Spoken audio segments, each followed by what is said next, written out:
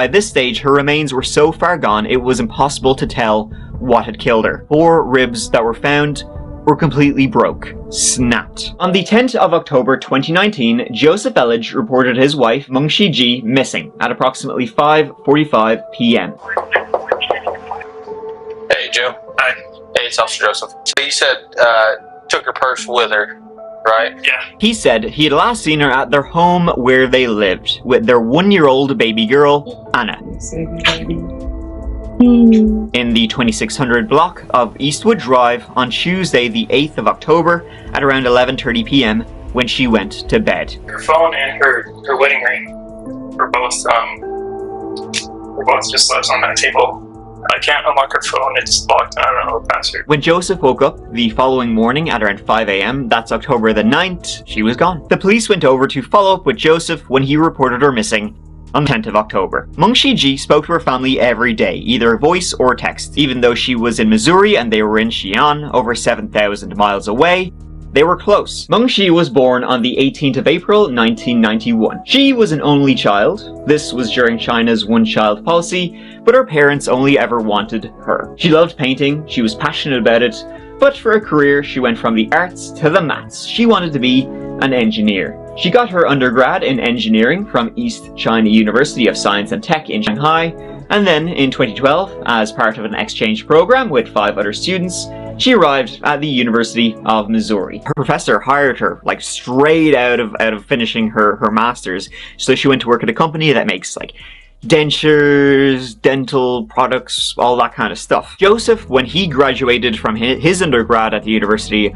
of Missouri, he ended up working there too, Meng Shi being his supervisor. They began dating in January 2016, and he proposed on September 8, 2017. They married 2 weeks later, if you can believe that. The next year they would have a daughter, after which Meng Shi became a stay-at-home mom. She left behind her car keys, so even though they lived beside a highway, no dice, she left behind her phone, her wallet, and her daughter. Where is Munchie right now? So if you know anything about that, if you have any idea, I would say I would eager you to come out. And so the search began in the wilds of an autumn Missouri. 5 days after Meng Shi went missing, Joe did an interview with KORCG13, local news, trying to spread the word. I know she was talking to somebody else on the side, and I didn't know that until after she had left, but you know, whatever she's doing, I just hope she's safe, and I really hope that she can, you know, find herself and come back to me and Anna, and we can just have a big long talk. That's all we need. The marriage wasn't going great, and she also was speaking to someone else. It turned out that Meng Shi had been having kind of a flirtatious sexual online relationship with a man back in China, and Joe and Meng Shi were not getting on terribly well. This was documented. They were recording the disintegration of their own marriage. Talk too much. You need to know. You don't listen enough. You need to know when to listen. Right now what's happening is just more of what I don't want. Communication. Lack of it. You want me to break? You want me to hurt somebody? I want to divorce you. Okay? I want that to happen during this semester. I want it to happen. After Meng Shi gave birth, her parents came over from China to spend some time with, you know, their daughter, who obviously was, you know, delicate after just giving birth, and also with their granddaughter. That pissed the out of Joe. He was like, here, listen, I can't be having this now. Meng Shi was also trapped in the marriage, like, away from her family and her friends and everything else. And she, you know, because of her visa issues, she couldn't leave. And Joe knew that. Joseph knew that, and he would regularly threaten her with it. You'll probably get deported. And it's mine. So I don't know. Are you gonna play nice? Are you gonna try and play good? Obviously, I'm not gonna represent you to stay in America anymore. But Anna's not leaving America. I can't tell you that. It was on the 15th of October that he told them all this. The fights. During that time, she had told me that she has to get up early in the morning to go somewhere, and I asked her where she's going, who she's meeting, and I asked her about 3 times who is she meeting, and her answer was just quote me. So she wouldn't tell me who she was meeting or where she was going, what she was doing. And then later in the night, about 5 a.m. is when I woke up to Anna crying. I put my hand over there and she wasn't there.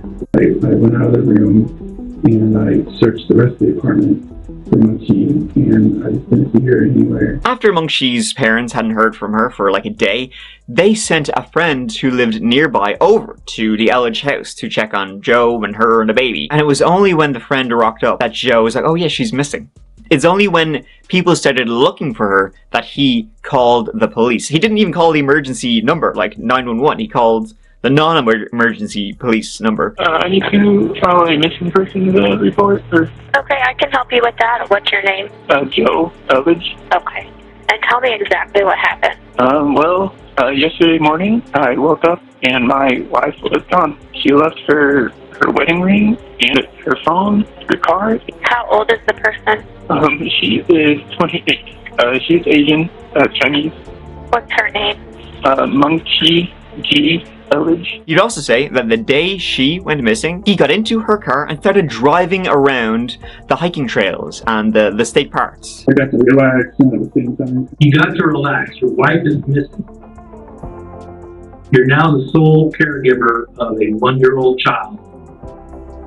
You went on a relaxing drive. I mean, you haven't even told anybody, I don't know where my wife is. Yeah. You locked your door when you left the apartment? Yeah.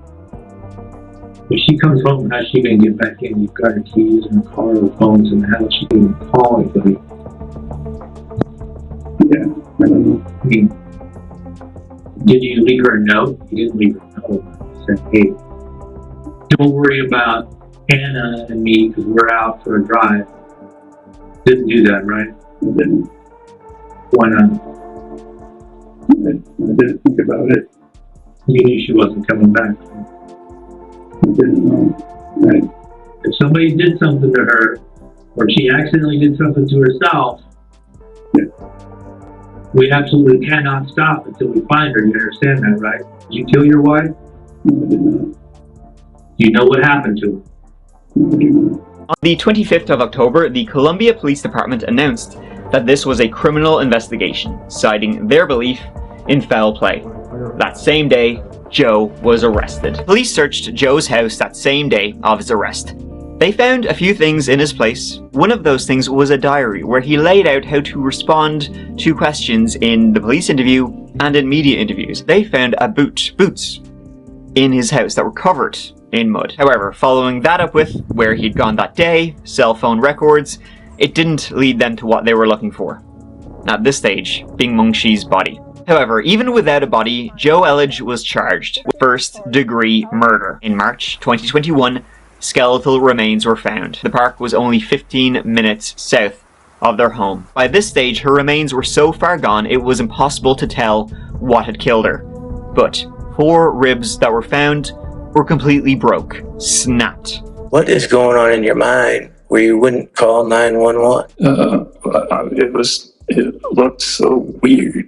It was so unusual. It looked bad. I was afraid, and it looked bad, though. I knew that people would suspect me. The defense asked for a manslaughter verdict, the prosecution for first-degree murder. The jury came back, meeting them halfway, and found Joseph Elledge guilty of second-degree murder. That he did in fact kill her, but he did plan to. He was sentenced to 28 years in prison. Thank you so much for watching. I really do appreciate you being here with me. Rest in peace to that girl.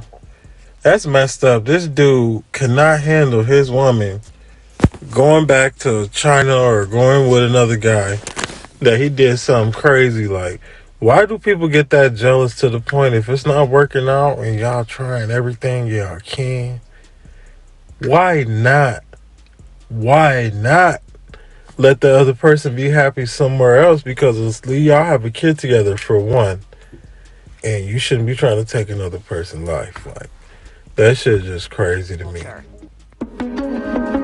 We are learning more about that deadly shooting at a bank in Louisville Monday. The shooter live streamed the killing spree on Instagram, and Meta said they quickly removed it. He opened fire during a morning meeting that was also being watched on Zoom. We have learned that the suspect in this incident was a current employee with Old National Bank. The 25-year-old gunman bought a rifle last week.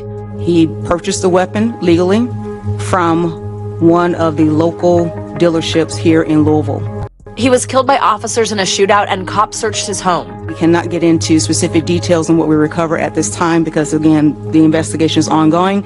These are the 5 workers who were killed, and right now 3 people are in critical condition, including this officer who just graduated from the police academy. He was one of the first officers to confront the gunman. Swipe up for more on the investigation. Yesterday, the 15th mass shooting in America just this month. Yesterday, a gunman shot up a bank in Louisville, killing 5 people and injuring 8 others. The shooting occurred at 8:30 a.m. just before the bank opened to the public during a board meeting for employees. The Louisville police chief identified the shooter in a press conference. This is the only time that I will mention the suspect name in this case. The suspect has been identified as Connor Sturgeon, white male, 23 years of age, who was employed at Old National Bank. His weapon of choice was the rifle.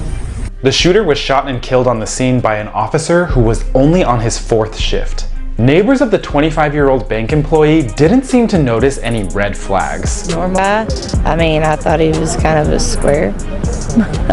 I thought we were the wild ones. According to CNN, a source close to the shooter says he was about to be fired from the bank and left a note for his family and friends detailing his plans.